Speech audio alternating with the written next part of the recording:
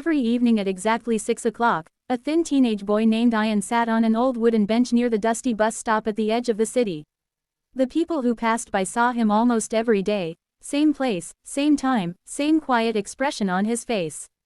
Some thought he was waiting for a friend. Others assumed he was simply wasting time. But no one knew the real reason behind his silent routine. Ayan lived with his grandmother in a small, broken house near the railway tracks. Life had never been easy for him. His parents had disappeared years ago after leaving home one night, promising they would return soon. Days turned into months, and months turned into years. Still, Ayan refused to believe they were gone forever. Every day after school, he helped his grandmother with small chores, fixed old electronics to earn a few coins, and then walked to the bus stop, the last place he had seen his parents.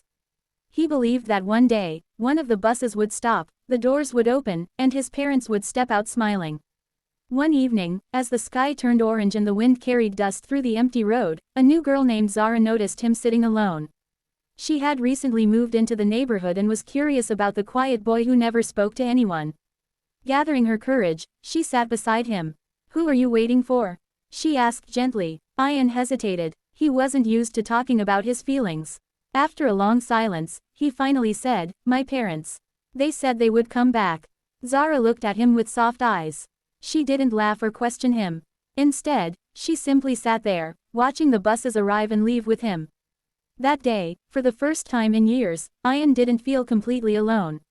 As days passed, Zara began joining him regularly. She brought small snacks, shared stories about her old school, and slowly helped Ayan smile again. Their friendship grew stronger with each passing evening. Yet deep inside, Ayan still carried a heavy sadness, the fear that maybe his parents would never return. One rainy evening, while thunder echoed across the sky, a bus stopped longer than usual. Ayan's heart started beating faster. He stood up, hope shining in his eyes as the doors slowly opened.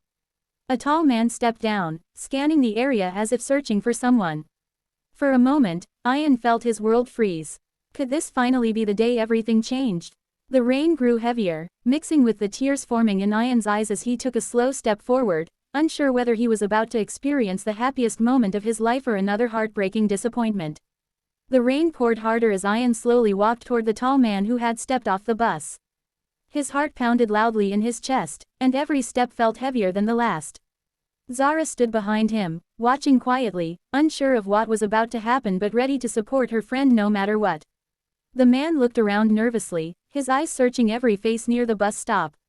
For a brief moment, his gaze met Ayan's. Hope exploded inside Ayan's heart. He ran forward and stopped just a few steps away from the stranger. "Dad," Ayan whispered, his voice trembling with emotion. The man looked confused. He studied Ayan's face carefully, then slowly shook his head.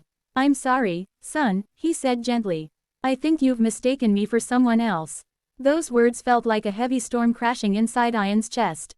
The hope that had filled him just moments ago faded instantly. He lowered his head, trying to hide his tears as the man walked away into the rainy street. Zara rushed to his side, placing a comforting hand on his shoulder. "I'm sorry," she said softly.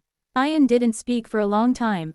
He sat back on the old bench, staring at the empty road. The buses kept coming and going, but none of them brought the people he was waiting for. For the first time in years, doubt began to creep into his heart. What if they never come back? He finally asked, his voice barely audible over the rain. Zara didn't have an easy answer. She sat beside him quietly and shared her umbrella. "Even if they don't," she said gently, "you're not alone anymore." Her words warmed Ayan's heart more than the umbrella protected him from the rain. He realized that even though life had taken so much from him, it had also given him a friend who truly cared. Days passed after that disappointing evening. Ayan still visited the bus stop, but something had changed. Instead of waiting with silent sadness, he began talking more with Zara, laughing at small jokes, and even helping other children in the neighborhood fix their broken toys. Slowly, he discovered that hope didn't only come from the past, it could also be built in the present.